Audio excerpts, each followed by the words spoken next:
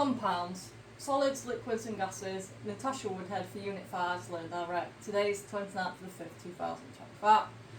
Ionic bonding normally happens between metals and non-metals. This occurs when electrons transfer and the metals lose the electrons to become an ion that is positively charged, while the non-metal gains the electrons and becomes negative in charge. An example of this is in table salt, which is scientifically known as sodium chloride. This forms through the ionic bonding process. This involves the transfer of the electrons from the sodium atom into the chlorine atom, which produces the formation of oppositely charged ions which are strongly connected to one another. Electronegativity is the atoms forming a chemical bond and attracting these electrons. If there is a big difference in this process, the two atoms result in one of them gaining the electrons from the other, which means the ions form and create ionic bonding. This happens as the more electronegative atom strongly attracts its bonding electrons. This results in them being taken from the electronegative atom. For example, in Figure 1, ionic bonding affects the properties of a substance. This is because the electrostatic attraction between the charged ions is positive and negative. Because of this, the structure is in a giant lattice shape. It's quite hard to break down and is quite indestructible. This results in the melting and boiling points of this being very high because of the strong electrostatic forces between these ions. Electricity is conducted easily through these atoms when dissolved, as the ions are free to move. Ionic bonding depends on the charges. If they have bigger charges, then the bigger attractive forces there are, which means the ionic bond will be stronger and less easy to break. Ionic bonding makes brittle appearances as the charges between the atoms repel when the layers move. Examples of ionic bonding being used in the industry, such as products like table salt and fertilisers for farms. Covalent bonding occurs between non-metals only. Electrons shared between the atoms achieve a stable connection. For example, in Figure 2, these being shared together form a strong bond between the atoms. Examples of covalent bonding is forming of water molecules. This, for example, is two hydrogen atoms and one oxygen atom which share electrons to create a stable base. Simple covalent bonding affects the properties of a substance or the molecule as they are formed in a simple basic structure. The intermolecules between the structure are quite weak. Because they are quite weak, they are easy to break down. This results in a low boiling and melting point because of these forces being quite weak. This also means that it has a poor electrical conductivity as there is no physical structure showing that there is any free electrons or ions that are present. Because of this, the molecules move past each other and it gives the atom a soft appearance. This, for example, includes water, carbon dioxide and methane. For example, simple covalent bonding isn't for solids because of the weak molecules.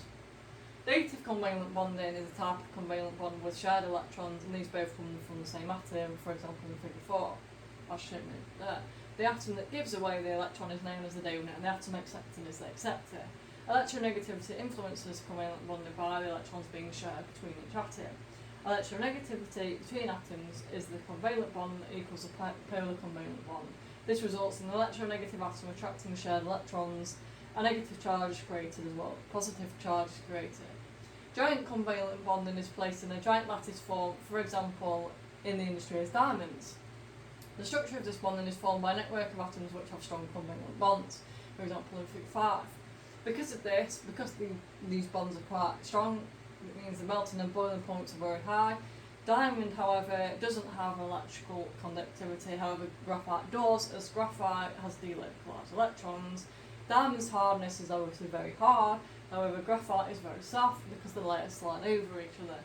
Examples of giant covalent bonding used in medicine or in industry is, for example, penicillin antibiotics, which means penicillin binds to the proteins in the bacteria, which obviously attach to the cell wall and kill the bacteria to treat the problem in the body. And aspirin is also used as it modifies enzymes in the body, stopping their activity, which reduces the body's pain and inflammation symptoms. Metallic bonding occurs in metal atoms, which form a structure of positive ions. The outer electrons form delocalised, and ones that move around wherever they want. See Figure 6. Metal atoms share the delocalised electrons. This then forms strong bonds between the positive metal ions and the free electrons. Metals are good conductors of heat and electricity due to metallic bonding, meaning the elements can be transferred through quickly and easily, which means electric can move freely. Magnesium, for example, has 2 outer electrons, each plus the electrons out, which then become an Mg2 ion. Metallic bonding is also formed in the giant lattice structure, however, is metallic. The bonding form of metallic bonding is consistent between positive ions localised in the delocalised electrons, see figure 7. Because of this, it also means that it has a high melting and boiling points. And another conclusion is that it's a good electrical and thermal conductor, which means, for example, it can be used in cookware in people's homes, as well as transferring electricity through a house.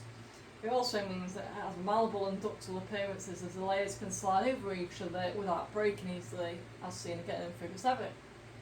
Ionic bonds, the physical appearance is that they're almost solid at room temperature due to the strong bonds between the atoms, which means they're hard to break down, and are normally physical, strong in appearance. The forces are, again, they are strong. The electrostatic attraction between the opposite charged ions means they're hard to break down. This also results in the boiling melting point being very high. The storage you normally tend to find is dry airtight containers to prevent any reactions with water. Metallic bonds, physical appearances are solid at room temperature. Mercury, for example, is an exception as this is a liquid. They are normally solid because obviously the strong bonds between the atoms again are hard to break down, meaning it's quite hard and tough. Forces again, which means it's strong, and then positive metal ions and the seared delocalised electrons makes it hard, not very easy to break down, quite strong. Again, it means the boiling melting points are very high, and the storage is in a dry environment to prevent processes such as corrosion or oxidation. Covalent bonds, physical appearance, gases or liquids at room temperature. Bonds between the ions are easy to break down. Forces, weak intermolecular forces. Melting point, which means they're low because of this, because they're easy to break down. Boiling point is also low. The storage of it, gases are normally in compressed gas cylinders, liquids are normally in sealed bottles, and they're normally stored away from heat sources. Covalent bonds, physical appearances for giant covalent bonds are solid at room temperature because the strong bonds obviously are hard to break down. The strong covalent bonds are throughout the structure, which means the boiling and melting points are again very high. Strong storage or containers, no special requirements are normally needed for these. Electronegativity affects the metallic bonding process to determine the probability of atoms either losing or gaining electrons, as seen in figure 8. This contributes to the formation of electrons and results in the strength of metallic bonds. Metals that allow in electricity lose electrons to form the ion that are positively charged, while the delocalised ones are free to move. This causes the metallic bonds. Because of the above, ionic compounds are hard, brittle solids at room temperature, which results in a solid having a high melting point for the compounds to break down, and then in gases and liquids at room temperature, they have a low melting and boiling point, so are not required to break down very easily. Ionic types of bonding: ionic, simple, giant and metallic, and then we've got the structure of the atoms, if the melting and boiling point is high or low, and then the conductivity variation, for example, of electricity or not. So VS-EPR theory, known as valence shell electron pair repulsion, relates to the shape of the molecules, and as you understand the shape of the molecules and the electron pairs which gather around an atom in the centre, these then repel each other. To avoid repulsion, they arrange themselves in a certain specific way. Number 1 is trigonal or planar. Structure is an atom in the centre which is bonded to the 3 fluorine atoms in a triangle shape, as seen in figure 9. These atoms arrange themselves in the triangle shape at a 120-degree angle. Number 2 is linear. The structure is it has 2 bonded pairs of electrons around the central atom, and then the straight line with the central atom bonded to 2 other atoms they push apart to be a straight line from each other. Number 3 is tetrahedral, and the structure is the atom is in the centre, the carbon has 4 hydrogen atoms at each corner. This is a 3D shape with equal bonding angles at each corner. Number 4 is the trigonal pyramidal, AX3E. The structure is the central nitrogen atom with 3 hydrogen atoms on one pair on their own. A 3D triangle pyramid shape with a pair of them pushing down on ones that are not alone. Permanent dipole-dipole interactions happen when the molecules get attracted to each other. These are positive and negative ends that are permanent. Example, for example, would be hydrogen chloride is a negative chloride is attracted to the positive from the positive hydrogen molecule. And hydrogen bonds dipole-dipole interaction happens when the atom bonds itself to the electronegative ion, which attracts itself to a lonely pair on another atom which is in close range to it, for example H2O. Induced dipole-dipole interactions are temporary interactions between all molecules, even including the non-molecular ones. Electrons move around freely to create temporaries. This results in the induction of dipoles in any nearby molecules, as seen in Figure 10. For example, in noble gases like argon, even though they're non-polar, they can attract to each other due to their momentary dipoles. If you've got any questions